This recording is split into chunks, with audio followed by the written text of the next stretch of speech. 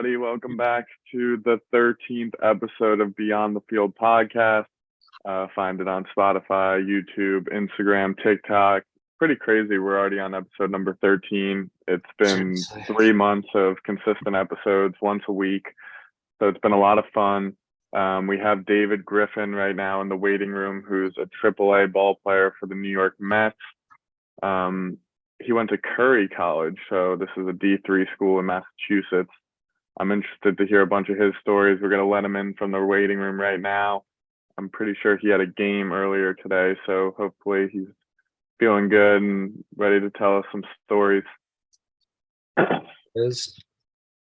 We got David Griffin joining in now. David, how are you doing? What's good, guys? How's it going? What up, David? How you doing? What's up, Dave? What's up? Just to let you know, we are recording already. Whenever we have interviewees on, we record a little bit before, join in, so it's, real, raw. We'd like to hang out, talk it up, chop it up. So if you have any beers that you wanted to drink tonight, crack them open. I can go get some out of my fridge. But I was gonna say I got mine in my fridge right now. I was gonna comment on this Yankees flag in the background first. I was gonna. Hey, sorry, my phone. Oh wait, you too. I didn't fully think about the Yankees flag, and we got the Mets on today. So I'm sorry. Did you grow up a fan of any team, or are you a full diehard Mets fan now that you play for them? I actually grew up a Red Sox fan. Wow. Really? Yeah. So growing up, I grew up probably like just 30 minutes outside of the city. So yeah, I was a diehard Red Sox fan. Obviously, alliances have changed now because of what's going on in the profession. But no, I mean, one thing I always say the same was I always root against the Yankees. I mean, anytime you get to play against them, you get like the adrenaline going a little bit too. Yeah. Funny story. I hate the Yankees. Funny story today, actually. So one of our assistant clubbies in Syracuse, the kid forgot to do his laundry, and this dude decided to roll in a Yankee shirt into a Mets AAA clubhouse before putting on his work uniform. And wow. Oh yeah, he got shamed very hard. Real shame. I can't wait to hear some of the ballsy. clubhouse stories. I don't know what you wanted to be able to share on throughout the pod today, but we love hearing, all the behind the scenes, off the field, how you get to bond with the guys. Maybe just start off by telling the listeners a little bit about your story. We always do a little bit of background research on our guys. You just recently joined Elevate, which we're super pumped about. Hopefully we can help you grow your brand a little bit more on and off the field. But maybe just tell the viewers a little bit more about your story of how you've gotten to where you are today, a little bit of day in the life, whatever you want, a little background information for the listeners to know before we get into some of the questions. Yeah, so pretty much I was a graduate of a Division III school called Curry College, just outside of Boston, Massachusetts. I graduated there in 2018, where I can say I had a very successful college career, which is good. I actually committed to Curry going into my senior year before even playing a varsity inning in high school, which is funny. Yeah. So how did you get recruited there then? Yeah, it's a funny story. So my junior year, I was playing pickup basketball at a YMCA, and I landed on a kid's ankle, and I broke my tibia, fibia, growth plate in my ankle, everything. So I was shut down my whole junior year, which was supposed to be a big year for me. I was going to be like the starting center fielder, also like pitching as well. And so I had to miss that whole entire year. And obviously that hurt the recruiting process and things like that. But it definitely kind of pushed me a little bit further, because seeing all my friends have success, where at the competitiveness in me, I was like, I should be getting these same accolades. Like, I know I can compete, if not play better than some of these guys. And it's just like one of those, okay, what do I got to do to get back? Because at the end of the day, for me, I wanted to just play at the highest level possible. For me, it didn't matter what position, whether it was the outfield, infield, or even pitched. So going into the fall of my senior year, there was a fall showcase league near me all around New England called the Showcase League. So I went out and tried out for it. And at the end of it, like, it was funny. Like, my first few throws from the outfield, like, were just on a line rifle, like ground balls at shortstop, like kind of like the showcase style. I was doing good, like great throws, great range, everything like that. And then it comes to the hitting part. First flip in the cage, I swing and miss. And there's like over like probably like 200 people there, like coaches, kids trying out and stuff like that. And at the end, they're like, "Hey, does like anybody pitch?" And I was like, "All right, like I do," like, because in order for me, like I started, like I was able to return that summer of my junior year and play junior Legion.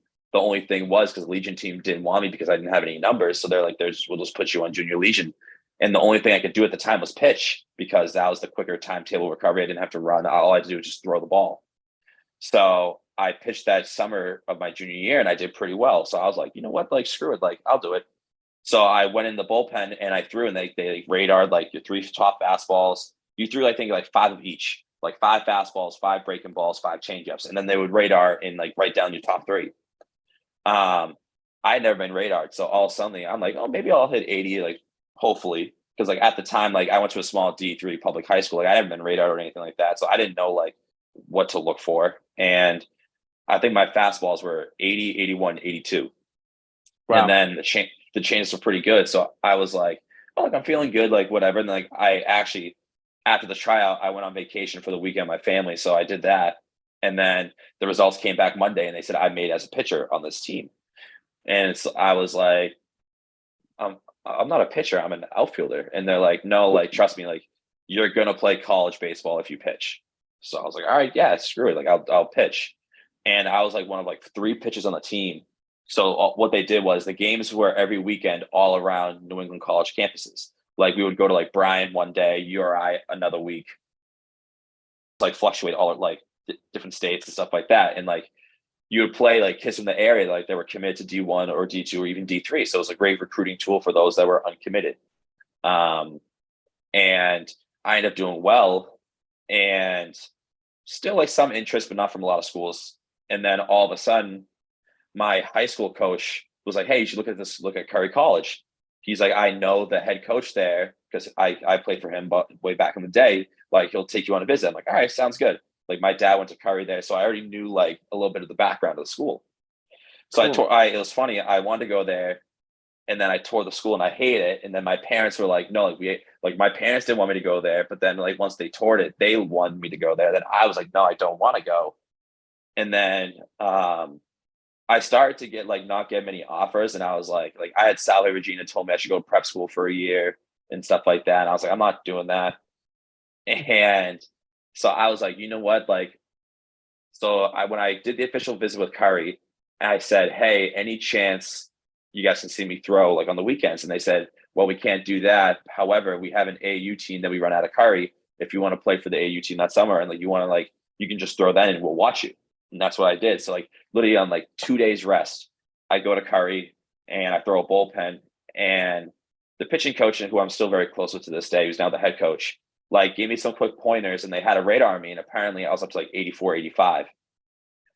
And I was laughing. They're like, what's so funny? I go, I was on 2 days rest. And they're like, huh? Wow. And yeah. And then for people out there who don't know, 2 days rest, I mean, my elbow would definitely be hurt, and I'm a pitcher too. I throw at the University of Tampa right now, and 2 days rest, I'm not feeling too good the next day. Yeah, I mean, I threw like, was it 2 to 4 innings or whatever it was that weekend, and then I came back on Tuesday and threw like a 25, 30 pitch pen right afterwards. Wow. And then, so they were like, hey, any other schools recruiting you? And I said, I only have these 2 schools, but I'm not so interested. Well, they're like, well, if you choose to come to Curry, like you'll have a spot. And I was like, all right, cool. And time went by and I wasn't getting the interest I wanted. And I was like, you know what? Like Curry gave me a roster spot, like, and it's close to home, stuff like that. And I go, I want to play. Like, I want to go to a place where I'm going to play. Didn't matter if it was D1, D2, or D3. I just wanted to play college. So which is a really important lesson. Yeah. Playing is so important. Yeah. So I finally, like, I committed to Curry, which was really cool. And then at that point I committed to Curry, and then my future college roommate, who happens to be one of my best friends to this day, he reaches out to me through a mutual friend, and he was like, "Hey, man, I heard you commit to Curry. Congrats," stuff like that. And he was like, "Hey, come play for the AAU team out of Curry."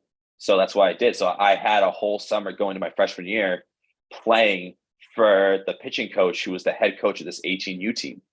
So I had a summer to get kind of groomed, getting ready for college, which is great. So then I came in my freshman year, and Curry didn't have the best year. They were like 9 or whatever the year before, and there was like me and like 11 other freshmen. And our head coach was like, "Hey, like freshmen, like obviously like do your freshman duties, but don't be afraid to play for a job." All right, say less. And obviously, like back in the day in the CCC, you would have 4 conference games a weekend. So there was 4 games where you could throw from. And I was told that I was going to be a conference starter even before the season started. Like I knew, like going into the fall, they're like, "Yeah, you're going to be a conference starter." And I was like, "Okay, cool." Like didn't matter to me if it was game 1 or game 4. Like all those games matter, so it really didn't matter who I was throwing against. But I mean, I burst onto the scene, had a really good freshman year. I think I won like, when it was all said and done, it was like 7-1 with like a 1.5 ERA in like 60 innings. Yeah. I'm looking at the stats right now because you slipped it in that you had a good career, and I was looking at it before and I didn't fully get to look at it. And 238 in the 3rd inning, a 2.08 career ERA. Freshman year, you did throw 62 in a 3rd. It's interesting. Your sophomore and junior year, you threw the exact same amount of innings. You threw 67.1 innings each year, 2.5 ERA, 2 ERA. And then your senior year, 41 in the 3rd inning. So it looks like maybe you were hurt for a little bit or something. No, we actually played less games. My freshman to junior year, we'd always have 2 extra, or I would get 2 extra starts because we would go down to Atlanta and play Oglethorpe University for a weekend series before going on our spring break. So at that point, I would get like a start in Atlanta, and then because like the weather conditions or whatever, like I didn't have as much starts at that point my senior year. So just because I'm missing out on that and the other stuff, like my innings did dwindle. But crazy that you have 18 career complete games too in college. I mean, that just doesn't happen much anymore. Wild stat. Yeah, the funny thing was, you I got didn't a rubber realize, arm over there. I'm not anymore. I mean, they used all 4 years of All the eligibility. Like oh my God, yeah. By the time my senior year rolled around, no, I'm not kidding. By the time my senior year rolled around, I developed in my pronator in my forearm tendinosis, which is like a very like intense form of tendonitis where I couldn't bend my arm. I couldn't straighten out my arm. So like, yeah, I'm like sitting on my phone right now, like holding you guys like just on my phone, my right arm. But like I would get like stabbing sensations in my arm. Like I couldn't type, I couldn't turn a doorknob without ibuprofen. So I would not pick up a baseball until the day I pitched. And the day I pitched, I would have 1,000 milligrams of ibuprofen and biofreeze my whole arm. Oh my God. Whatever works.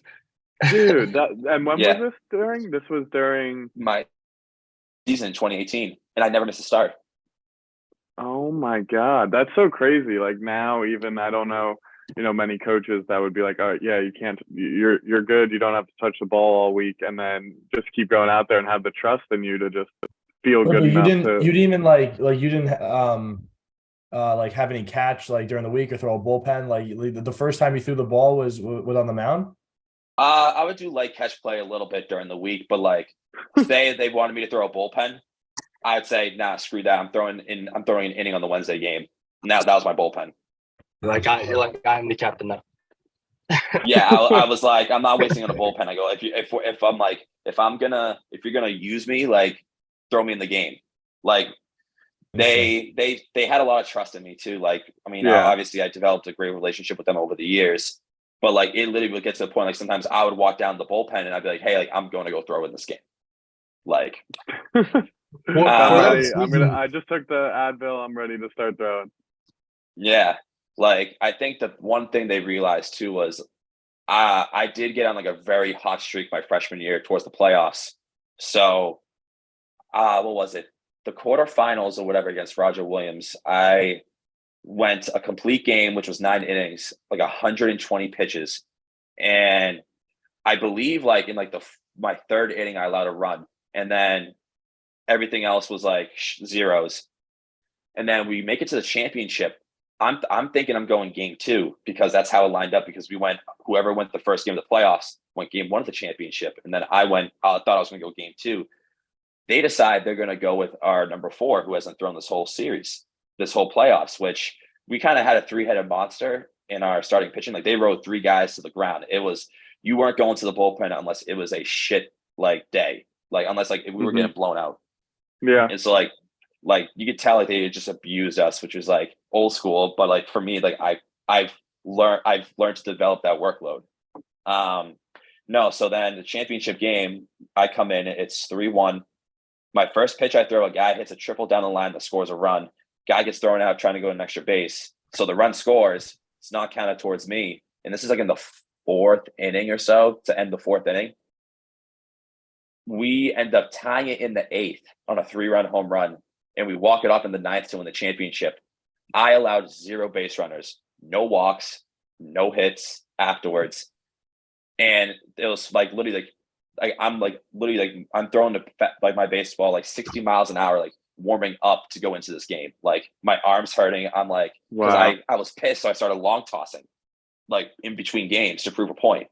And then I was like, I probably shouldn't have done that, but no. So then we hit a game tying home run. How do you think that hits the other team mentally, where they see you just go out and throw X amount of pitches and then long toss in between games? Like, what? Yeah, so they so pretty much we end up walking it off like in the 9th inning, like after we hit the game tying home run. Like I go out there in the 9th and so much adrenaline kicked in. It was just boom, boom, boom, strike 1, boom, or 1 out, boom, boom, 2 outs. I had a 7-pitch inning with 2 punchies, and I'm walking off the field as a freshman. I look at our dugout, I go, we're fucking winning this fucking game, like F-bombs, like left and right. And my coach at the time, who was from South Boston, like grew up with Buddy Bolger. If you guys ever seen Dark Mass, he's like the Boston like mobster of like the I want to say like 70s and 80s. So like this guy's like not a guy you want to cross with. So my coach was like, hey, and like I'm like, oh shit. And he goes, well, Griff said we're fucking walking off. And then so we end up walking off, and then I get the first start instead of this 4-year senior ace. They give me the start for our regional opener. And we're playing, I think, Wellesley, who's like the 2 seed. They were like ranked, I think, like 15th in the country. I end up going complete game shutout, 2 hits, 10 Ks, no walks. Wow. So I had like a scoreless streak of like, I want to say almost 20 innings. Wow.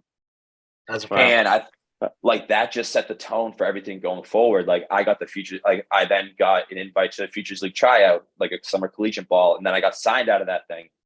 And then I just missed the cups of being an all-star. And then I was like top 15 in the league in strikeouts. And then I like, everything just kind of built up and progressed from there. And then like, I never worked out in college either. Like my thing was the only arm care I was doing was 12-ounce curls. Like really? I never picked up a weight. I never worked out in college or any of that shit. I literally was just like, I did stim and ice, whatever, stim and heat. And then I just like ibuprofen. That's it. That's so crazy because you obviously know like what baseball players do now for training and what colleges do now. And it's like, you know, if you're telling your coach, hey, I'm not going to lift, they're going to be like, oh, why are you being lazy? Why are you not doing this? But obviously for you, it helped you get to where you are in your career today. Yeah, I mean, looking back at it, I wish I knew more. Like I would lift and stuff like that, because it was like I would be tired towards the end of the year and stuff like that. Like I would have to take like a 2-week period and build myself back up, like throwing wise and stuff like that.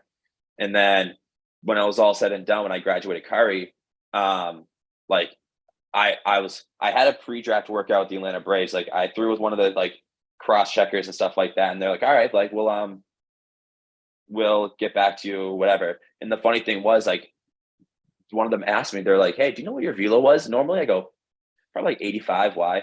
And this is my senior year. And they go, no, we had you in a game versus Roger Williams where you were up to 93. And like and this is before I worked out or anything like that. And like I look at my buddy who was catching me, I go, you heard it, not me. I didn't say it. And but the thing was that game, I was pissed off on a whole different reason. But and they were like, I think they were one in the conference. Like, I think they had one loss. They were like 9-1 in conference, and we were dead last. I started the game. The first 13 batters, I had 12 strikeouts. Really funny. So when did like the MLB team start to come into play, or like were you getting recruited out of Curry because you went and played Indy ball first before signing? So tell a little bit about that. Yeah. So fun fact, to this day, I still don't know who from the New York Mets saw me and signed me. Don't know. Really?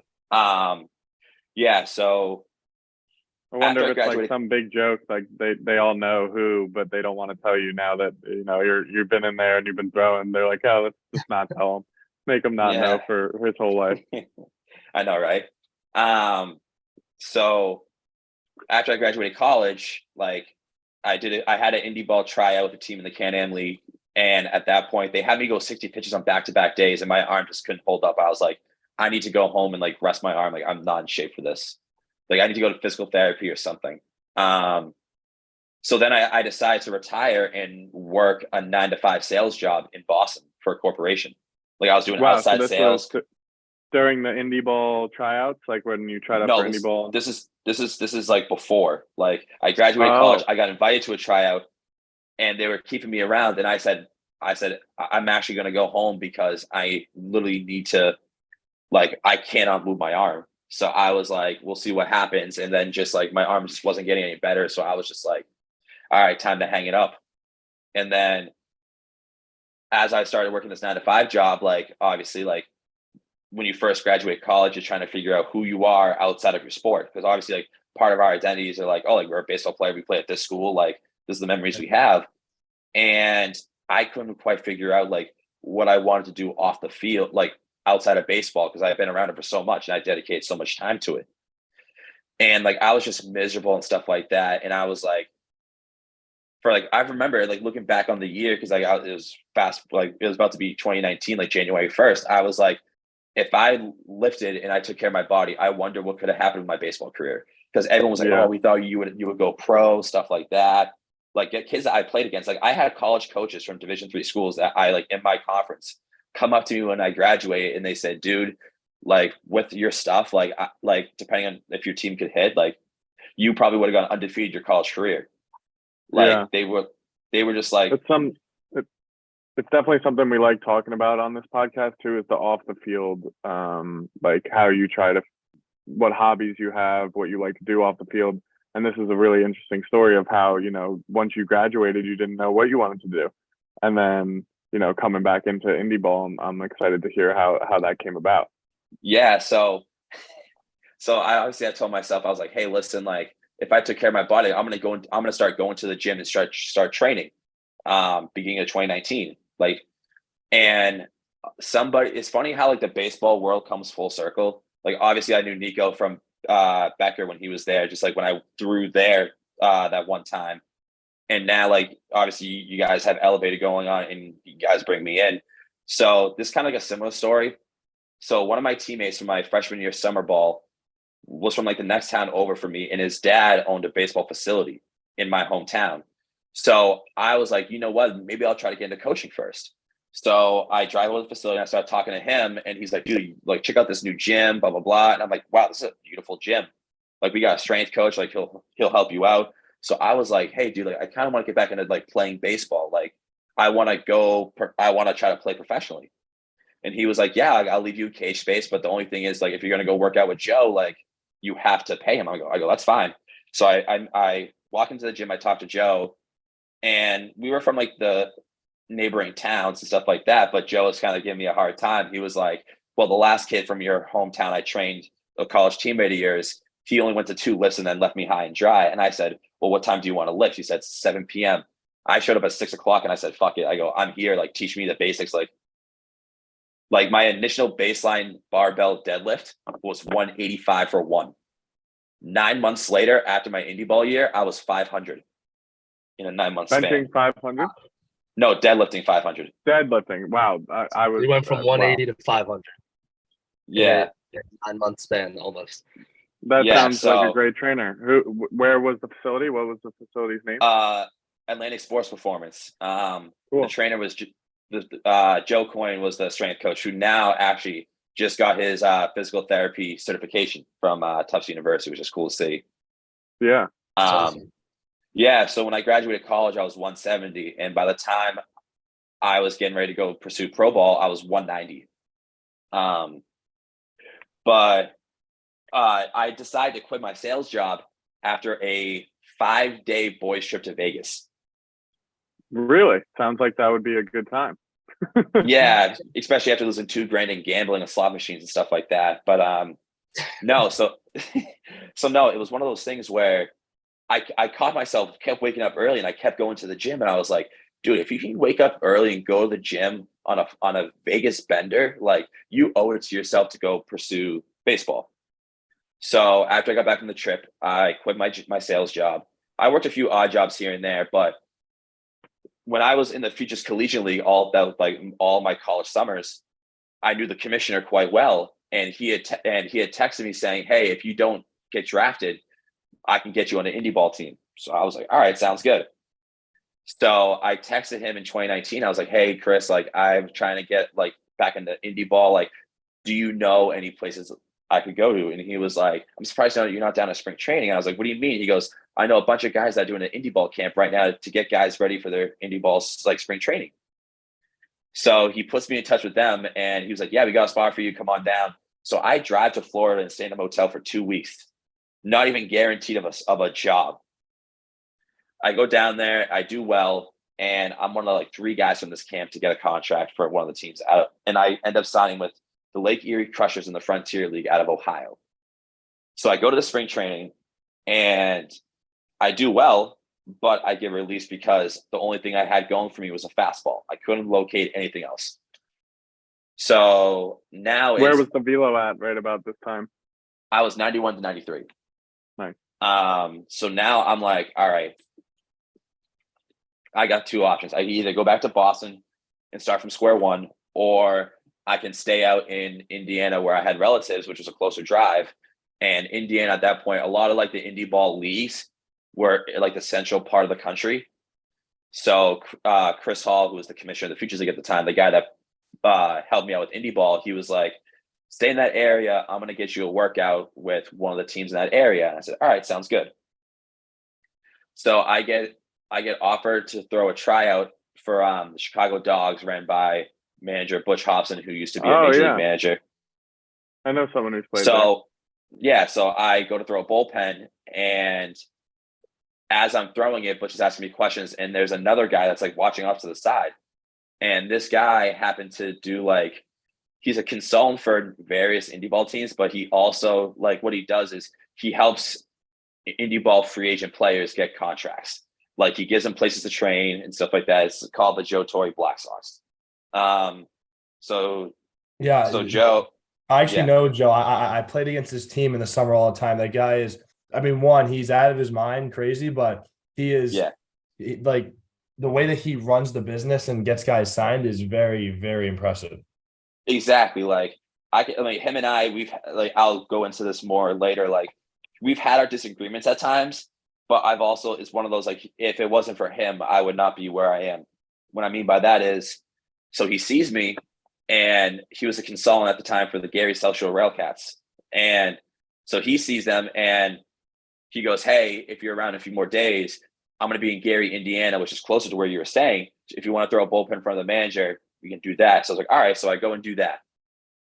And the pitching coach for Gary saw me. He likes my info, takes it all down, looks at my college numbers, obviously good numbers. So he's like, "We'll be in touch." I'm like, all right, cool. 3 weeks, I hear nothing. Meanwhile, I'm like living at my relative's lake house in the middle of nowhere in Indiana. Like, literally, like, the only reason I had service was Wi-Fi.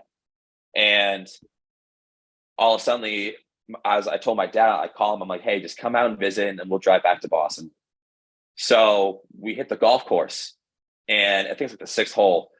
I hit a shot, and I realized I got a missed phone call from a Gary, Indiana number. I'm like, that's weird. Play the voicemail, saying it's a pitching coach for the Gary Railcats looking to get a hold of me. I call him back, nothing. So at this point, I'm not golfing. I stop in my golf cart, and they call me. And they said, "Hey, David." I said, "Yeah." And they said, "Hey, this is Alan Keano, pitching coach of the Gary Railcats. How you doing?" I said, "Good." He goes, question for you. What are your plans in the future? I said, I'm about to go back to Boston in like 2 days. And he's like, well, where are you right now? I said, Lafayette, Indiana. It's about an hour and a half, or it's an hour and a half drive, but with the time zone change, it's 30 minutes. I go, I'm 30 minutes from Gary. And he goes, all right. He goes, do you have your passport on you? I go, yeah. He goes, well, don't get mad if I ask you this. He goes, do you have like a clean criminal record? And I said, yeah, I do. And he goes, all right, because obviously you wouldn't be allowed to get into Canada if that's the case. But we're going to Canada for a road trip and we need a pitcher. Can you make it? I left the golf course immediately. I go back, Wow. I pack up my stuff. I go back, I pack my stuff up. I go to the stadium, get to the stadium at midnight. Bus leaves for Winnipeg, Canada, 16-hour bus ride. First day I get up there, I don't get activated. Second day, I do get activated. I make my professional baseball debut. I go 2 perfect innings, 6 up, 6 down. So now I'm like, this is great. Happy, but I'm also learning to be a reliever. So I'm learning a new role. And this is where not knowing how to take care of your body comes back to bite you. Over time, I strained my forearm flexor, my other side of my elbow. And I had to get a PRP injection, which that's about a 90-day timetable return. And you got to build yourself back up. And now you got to start having command. I come back after 90 days and my command's sporadic. Walking dudes, everything like that. And I blow a game pretty bad. And the manager pulls me into his office afterwards. And it was like, I bring you in to give me 3 fucking outs and you can't even give me 2, like whatever. Like just like mother effing me. And I'm like, I understand it's a heat of emotion, stuff like that. He goes, I'm releasing you. So now I'm like now I'm already in my own head. This just looks like the nail in the coffin. So I'm like, what the fuck do I do from here? So I pack up my stuff. I leave the stadium. I'm driving back to my host family. He calls me up again. He apologized for how he handled it. And he was like, hey, like, listen, like, I know you were a starter in college. Like, I see a lot of potential in you. Like, how would you, like, if we can make it work, like, would you be open to starting? Which so he at released this point, you and then calls you and then asks if you want to be a starter? yeah. So I turned it down because he didn't put in the paperwork yet. So I turned him down because like I need to, like, for me, it was like I get released. I was utterly embarrassed by everything. It was even worse when the pitching coach told me in that locker room or in the manager's office that he thinks nobody in that clubhouse has faith in me to get somebody out. So I was like, all right. I was like, all right, bet. Yeah. And so all of a sudden, so he offers me a chance to start. I say, I don't know right now. He's like, well, think about it and I'll call you the next day. I said, all right, sounds good. He calls me up before a game and offers like, hey, I got these 2 dates here. Like, are you interested? I say, no. I said, I need to get ready for next year, spring training. I go, if you can give me an invite, I'll do that. He's like, David, I can't guarantee that, blah, blah, blah. I'm like, Skip, like, I'm sorry. Like, I got to figure this shit out. So he's like, well, I wish you best of luck. So the game ends. So the phone call ends. I wake up to a missed phone call by him the next day. I look at the box score. We were up 6-0 in the 9th inning to this one team and lose 7-6 without recording a single out in the 9th. So now I'm like, you motherfuck me for not getting 2 outs, but yet we just lose a 7-run game. We just lose a 6-run lead without recording a single out in the 9th. So I call him back, nothing. So I was like, all right, you know what? I'm driving home. I start driving to Boston. I get to the Ohio border. Joe Torre calls me, and I say, hey, Joe, what's going on? He goes, dude, what are you doing? And I was like, what do you mean? He goes, dude, I heard you got offered 2 starts and you said no. I was like, dude, I got to figure out what the hell I'm doing. What's wrong? And he goes, why'd you say no to the starts? And I was like, I just don't have confidence. He goes, why not bet on yourself? Like, you have a chance to get 2 starts at professional level. And if you do well, you probably have a spot for next year. Now, if you don't, now you know you tried it. At least give it a shot. I mean, he didn't say those kind of words. He kind of lit a fire under my ass. And I was like, all right, fuck it. Like, let's go. So we get it squared away. I'm like, yeah, I'm coming back. My first start, the first batter I faced, I love a home run. I end up going, I think 4 2/3, 1 hit, 1 run, no walks, like 4 punchies. And that was the home run. Wow. So now I have the second to last game of the year facing the same team. I get to start for that. I go I take a no hitter into the 6th inning with like 1 walk, and I allow a hit like 1 out in the 5th or 1 out in the 6th, and I get pulled. But it was absolutely night and day for me, just like starting and everything like that. Like I did well, and they offered me a spot to come back, and he was like David, I'll say like your whole demeanor switched. Like what was the difference? And I was like, to be honest, when somebody tells me I can't do something like that and disrespects me, I'm not going to tolerate that. Yeah, Sure. definitely. That's a huge motivator. Yeah, exactly. And then so now COVID year happened, stuff like that. So leading up to the 2020 year, I get a free agent workout with the Milwaukee Brewers. So I fly out to Arizona, and I'm doing this workout, and I'm throwing a bullpen with the TrackMan and all that stuff. And it's my first time like understanding TrackMan and like being in analytical side of baseball. So I throw this bullpen, they give me the results, and they're like, hey, we're not going to sign you right now because like you're not throwing 95. And I'm like, all right, whatever. I'll still have a season to get ready for. And then COVID hits, shuts everything down. I'm training back home, and one of my buddies who went to this prep school called British Academy up in Maine was like, hey, I'm going to work with this guy named Carson Cross, who happens to be a pitching coach in the Milwaukee Brewers organization. And I was like, no shit. I was like, do you mind if I tag along? He was like, sure, go for it. So I come up as well. I meet Carson, and we start chatting. And I said, Carson, I go, I had a free agent workout with the Brewers in February. And he goes, oh shit. He goes, I was at that workout. Like, which mound did you throw off of? And I said, I was the one furthest to the left side of the fence. He goes, dude, I worked the TrackMan for that workout. I was literally holding the TrackMan for your bullpen. Now I'm like, no shit. So now I'm like, I got to work with this dude now. Like I got to start training with him and stuff like that.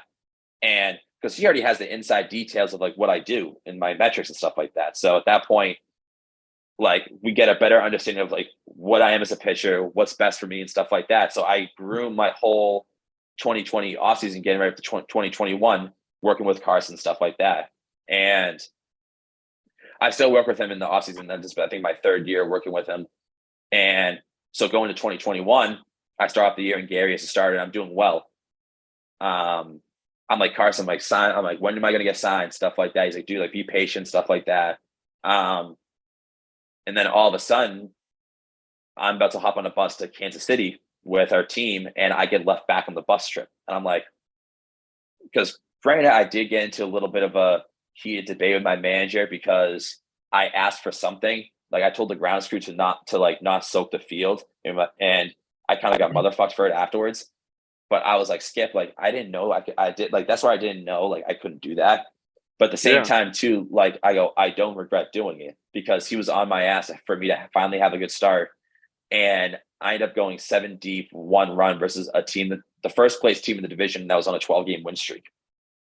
So I'm like, I'm sorry that I did it, but I don't regret it. Like you've been on me to have a good start and have a good start. Yeah. And then so then you get to pro ball after that, soon after that? Yeah. So right after like the bus trip, like I'm about to go on the bus, and I get called in the office. He's like, David, like obviously like we're on a 3-game road trip, like you just threw, like you're probably not going to throw the series, so we're keeping you back. I'm like, all right, understandable, like whatever. And he goes, we're going to get you ready for your Saturday start, but it's not going to be for us. And I'm like, what do you mean? So then he starts talking about like how he's seen me grow and mature since like I was a young kid out of college. He goes, with that being said, the New York Mets called 15 minutes ago and they bought your contract. I'm like, wow. This is 11:45 Central Time. So it's 12:45 on the East Coast. So he was like, well, pack up your stuff. Best of luck with everything. Obviously, go call your folks. Here's the number of somebody in the organization for you to like get a hold of. I'm like, all right, cool. So That's I walk out of the locker room, and everyone's kind of looking at me like, did he get released? Like I got ghost face, and they're like, did he get released? So I sit down next to my locker buddy who I had for 2 years, my locker mate, and he goes, "You're not coming on the trip?" I go, "No, I'm leaving." And he was like, "What? You get released?" I go, "No." He goes, "What? You get traded?" I go, "No, I got picked up." So all of a sudden he goes, "Holy fuck! Who picked you up?" And I go, "The New York Mets." And now everybody in the locker room is kind of freaking out. And they're like, "Dude, like I thought you got released, like whatever." So that was really cool. That's so I go such a cool story. Yeah. So I got goosebumps. So I call my parents. I call my dad, who my dad's normally always on his phone, stuff like that. But obviously the shot in the dark, like it's 12:45 their time. He's probably asleep. No answer. I call my mom, whose phone could be either here or New Jersey. Like literally call her. She picks up on the first ring and goes, "What's wrong?" I'm like, "Wake up, Dad." And she's like, "Is everything okay?" I go, "Yes, just wake him up. Put me on speaker." So I put him on speaker and I tell them the news. They go, "Oh," I'm like, "I just got signed by the Mets." And they're like, "Oh my God, that's so awesome." Of course, motherly instinct. "You're not driving right now, I hope." I go, "No." I go, "I have to pack up my locker and then I got to go back to my host family, pack up my stuff in the morning. Then I'll head out." So she's like, "Oh my God, it's awesome. Congratulations, whatever." And I hang up the phone. And now I start telling my buddies the news. They're all excited. 30 minutes later, my parents call me back. "Holy fuck, you got signed." Like, then it hit them. That's so awesome. Didn't hit them right at first. At first, no, they were like half asleep. So yeah, so you gotta start driving to, where was this Mets organization that you were going to play with? I was going to meet up with them in Delaware. It was the high A team for the Cyclones. And then I was dropping my car off in Boston and then flying down to Florida to the spring training complex. Wow. But so what are the biggest differences you've seen in indie ball and professional ball so far? Because you've gotten a lot of both experiences. You started at a D3 level, then you go play indie ball, and now, you're working your way through the Mets organization. So what has been the biggest differences you've seen? From in indie ball, like obviously there's like approaches, like some hitters have approach, like some guys just like, all right, you know what? I came here just to put up numbers and have a good time. Like people ask me like, what's the difference between getting signed from indie ball to affiliate? Like I say, for indie ball, you have to have numbers, like you have to have like good stats to back it up, or even like analytics really don't mean anything in indie ball. If you want to get signed to affiliate, like not only you have to have some kind of track record, but you have to show potential, whether it's an outlier pitch with your analytics, maybe it's like your extension, something like that. Like in affiliate, you have to show potential. Like they'll give you the chance to kind of like develop within like 1 to 2 years.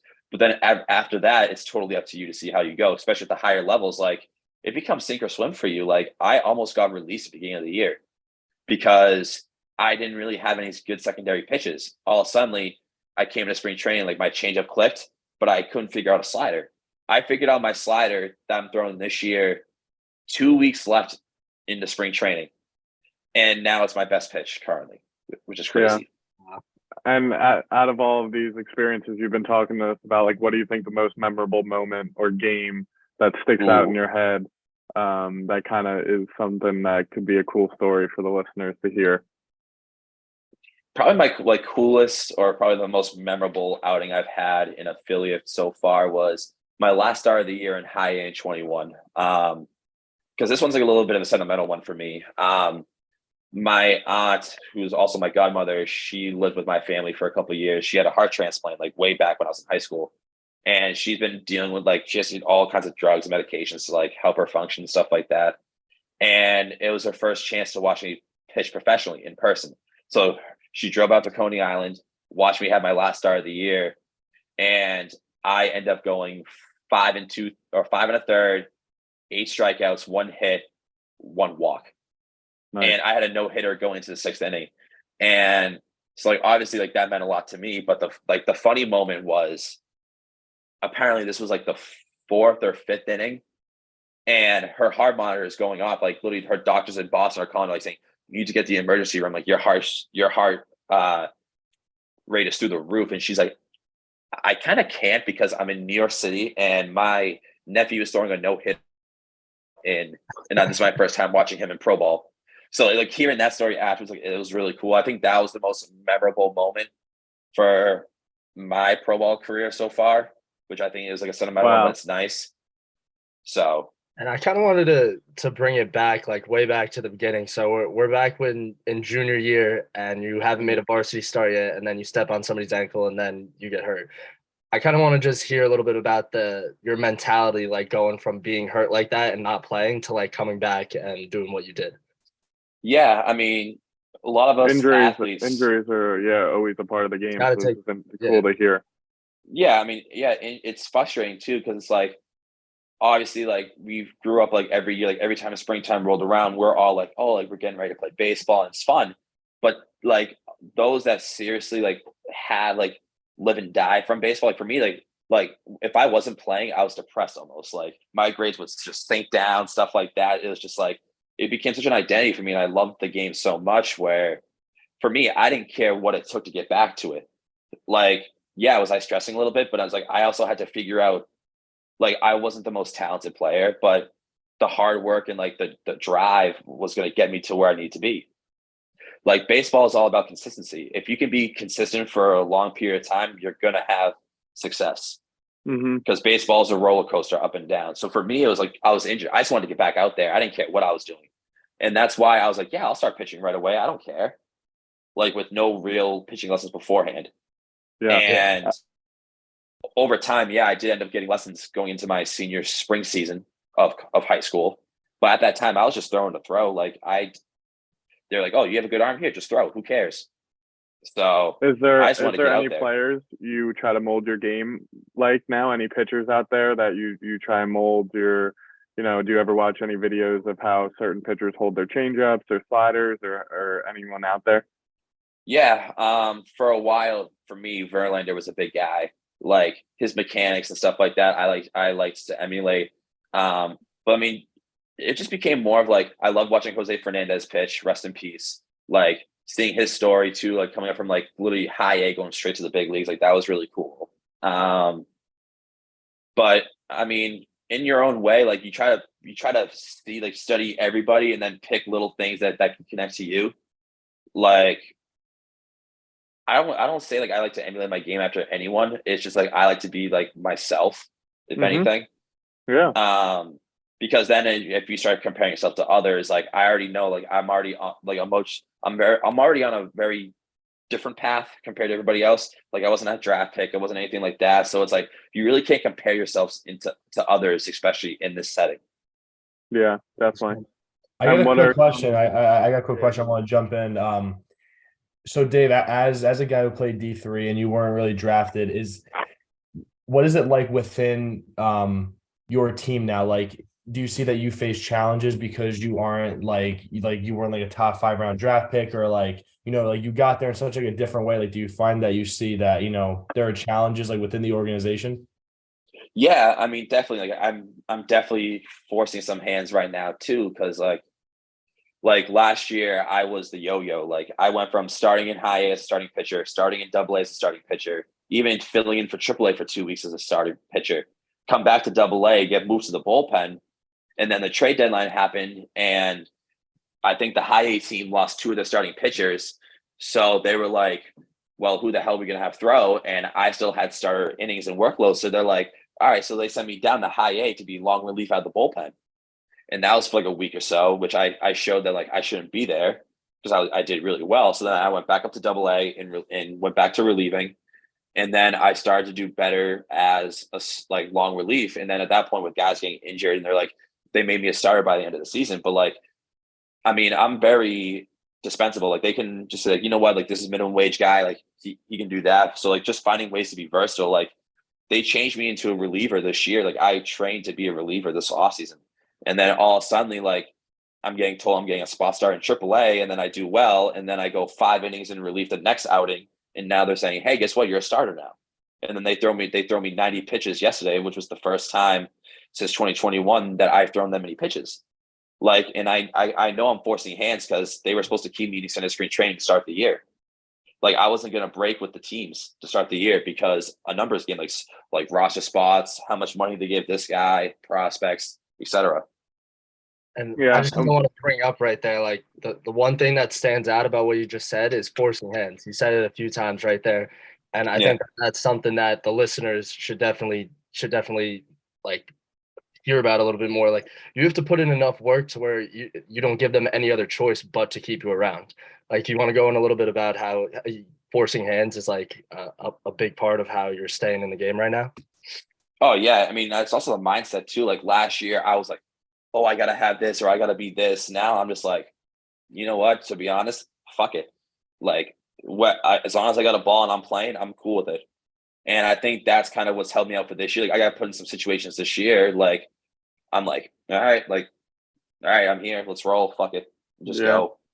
And I've had some success off of it. But now it's like, now that I'm starting to show potential, I'm starting to turn some heads. But it took time. Like, I had to change who I was as a pitcher. Like, normally I was a fastball power pitcher. Now I'm throwing the kitchen sink to everyone, and I'm being unpredictable. Like, I'm finding ways not only to better myself, but give myself better results and make me the most efficient pitcher that I can be. Really cool. 100%. This has been really, really cool. Something that starting to wrap up the interview a little bit. We want to keep them around 45 minutes to an hour, but what are some of the goals you have in the future for on the field and off the field? You know, like what are some short-term goals, long-term goals? What are you striving for in the future? Yeah, I mean, obviously in the future, everybody's goal at the end of the day in affiliate ball or even in indie ball is if you're playing, like you want to make it to the big leagues. Like I want to make my major league debut at some point. Like if you asked me about 2 months ago if that was a very real possibility for me at the time, I would have said probably not, because I know like how things are working on the inside. Like obviously there are guys that had better years than I. Like I didn't have a good year last year. Like I know that. But now I'm starting to get confidence in myself again, like back to those college days where I could just throw strikes. And the thing is too, like I'm throwing all my pitches in the strike zone. So now they don't know what to expect. Like I'm becoming more complete of a pitcher and more polished. And I think that's what's helping me out. Is there any routines that you think have helped you get back into feeling yourself? Honestly, just try not to think so much, because if you're so gung-ho in your routine, shit can change. Rain delay, something like that. Like even for an example, like I had to start yesterday, like in between a doubleheader, I made a mistake on the clock management, and I had to rush myself to get ready, and I walked 3 guys in the first inning and hit a dude, and I end up going like 5 2/3 of an inning, but I also allowed 5 walks, and even though I had 2 earned runs. Like it was just one of those things. Like if you're so gung ho in your routine, like you're gonna get in your own head. Like baseball is such a mental sport. It's really not you versus them. It's you versus you. And then once you realize that the toughest competitor is you, whether it's like, oh, I don't want to do this, or I'm too stubborn to do this, oh no, I can't do that. Oh, actually, I can. Like it opens up many doors. Really cool. It's like adapt or die. It's something we say on our team. It's like adapt or die. It's time to go. Pretty much, because you never know. Like as long as you're ready for an opportunity and you hold your own, like you're gonna get your shot. Yeah. So a little cool thing we like to do to wrap up all the interviews is we get a scratch off ticket for our interviewees, and I scratch it off. Hopefully we hit a big. We literally have not won like any sort of real money yet. I'm feeling good about this one. I think we're due. Nico or Mark, if you guys have any more questions as I scratch this off, David, if you have any questions for us, we like blocking out this time and talking with our Elevate athletes and some non-Elevate athletes so that we get to build a little more of a relationship face to face. So anything you have for us, Mark, Nico, anything you guys have left before we wrap this podcast? I kind of just had a random question about your bus trip. When you first got called up for that, I remember it was you got called up for your first start, and then you drive to the stadium, and then you take a 16-hour bus trip, right? How was that bus trip? For what, to Indy ball, like that first actual one? Yeah, that first actual one. I didn't start. I came out of the bullpen. I was in relief. So what I'm wondering is how is that bus ride with the other players, like being you're just getting called up and you got to go like right now, like, and then you're getting on a bus with 30, 40 new guys. Like, how is that ride? I mean, it was also in the middle of the night. Like the bus left at midnight, so people were sleeping. I mean, yeah, we did have a stop in like I think it was Fargo, North Dakota or something like that. And like I was obviously at that point, guys came up to me and introduced themselves like, hey, I'm blah, blah, blah. And it's like, David, nice to meet you and stuff like that. I mean, they know you're part of the team. So they're going to ask you questions like, hey, like where you're from. Just try to find like an icebreaker to get guys going. Because obviously it's very awkward walking into a locker room for the first time if you don't know anyone. Like it's a whole new environment, stuff like that. You got to adapt to the culture and stuff like that. So they just try to make it as an easy transition as they can. 100%. Also, sorry to show you a big fat loser. Another loser. Another loser. I don't know where I'm buying these scratch offs. I think we might need Nico or Mark to go try a different state because obviously Florida is not working for us right now. David, me as a huge Mets fan, I gotta know, like, what's it like being around like all these guys who are kind of killing it for because you guys had Brett Beatty around. Mauricio and stuff like that. Like, what has it been like kind of playing with those dudes who are like on the cusp of, really making it? Yeah, I mean, it's really cool to see. It's good to see. I mean, they work hard too. Like people always will ask like, oh, like, yeah, you have to hype around them. Like, is it actually like that like hype? And you're like, no, it is. Like, you see these guys putting the work day in and day out. Like, they're very focused on the craft. Like they're also like nice guys too. Like, I haven't had anyone that's been a real douchebag in the system at all. Like, everyone's been nice. Like, it's just nothing but positive reviews between the players, the staff members, everything like that. And it's like everybody wants everybody to succeed, and they're finding ways to get each other better. And I think that's like a great start to establishing a culture, not only for a team, but for like an organization. That's great. Yeah, very cool. So wrapping up today, David, we really appreciate you taking the time. We know you had a game earlier today, so finding the time to get on here with us was really cool. We really appreciate that. Hopefully we'll have you on again soon, maybe towards the end of the season after you have another season underneath your belt. And, hopefully you're getting a call and keep moving your way up the ranks. We're really pulling for you. So anything you need, obviously you have all of our numbers. We're going to keep working for you on our end, but keep grinding on the field and we'll keep rooting for you. Yeah, appreciate it, guys. Thank you. And you might want to change those flags to Mets, but yeah. Other than that, maybe I just took down my Mets flag. I if should have left it up. I I'm gonna just get a Griffin jersey when someday. you get the call, I'll buy a Mets flag and David Griffin jersey. That's what I'm saying. Love All it. right, cool. Appreciate it, David. Thank you. All right. Thanks, guys.